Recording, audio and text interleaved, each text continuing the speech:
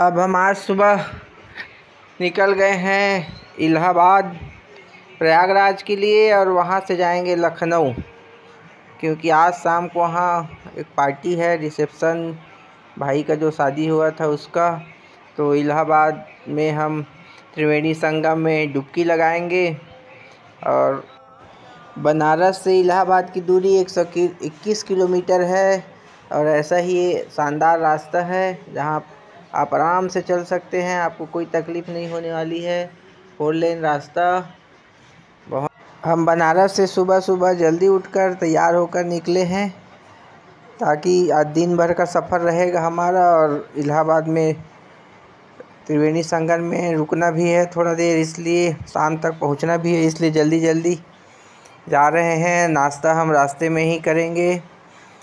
और सुबह सुबह बनारस में भीड़ कम था, ट्रैफिक का लोड कम था, इसलिए जल्दी हम शहर से बाहर निकल गए हैं।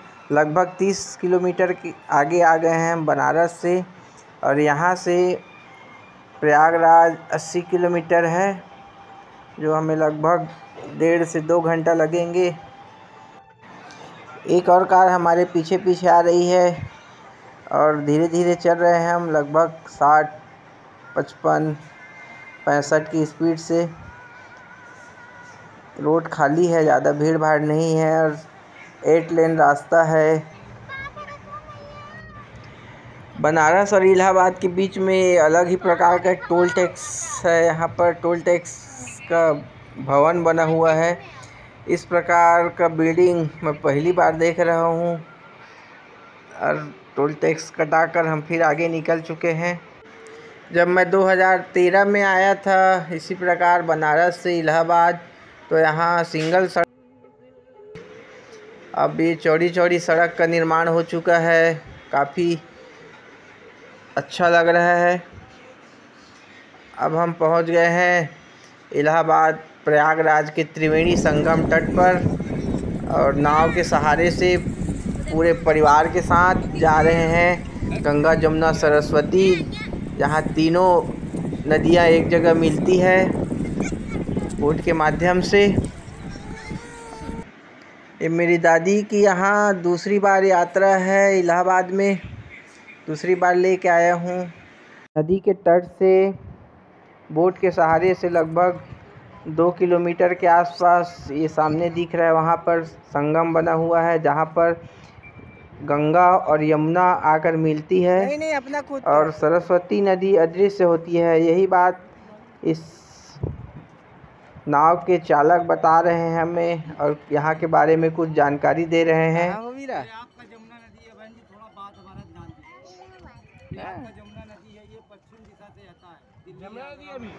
कल हम बनारस में भी नाव के सहारे से गंगा जी में भ्रमण किए थे और गंगा आरती देखे थे, और आज इलाहाबाद प्रयागराज में जहाँ पर यमुना और गंगा नदी मिलती है, वहाँ पर दोनों पानियों का कलर अलग अलग होता है।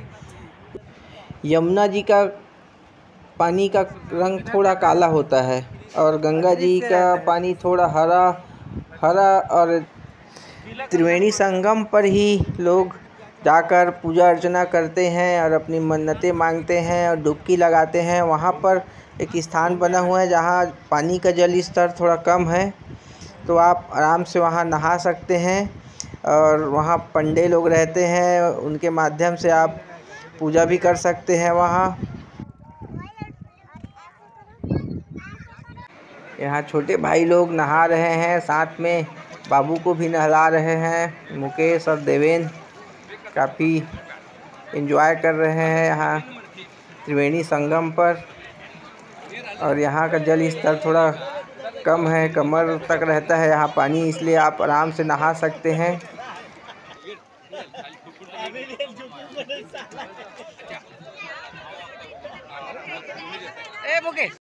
मैंने बच्चों को भी डुबकी लगवा दिया है। ये मेरी भांजी और वीरा, इनको भी नाव के ऊपर से ही डुबकी लगवा दिया मैंने।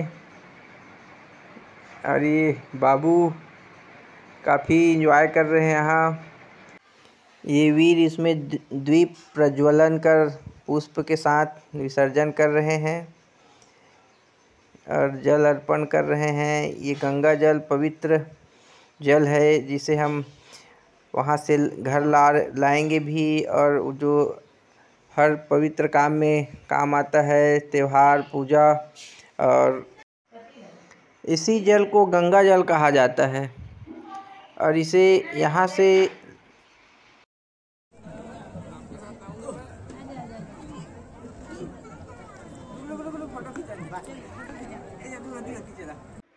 हमारा पूरा परिवार यहाँ एक साथ शामिल हुए हैं, यहाँ त्रिवेणी संगम पर इलाहाबाद प्रयागराज में।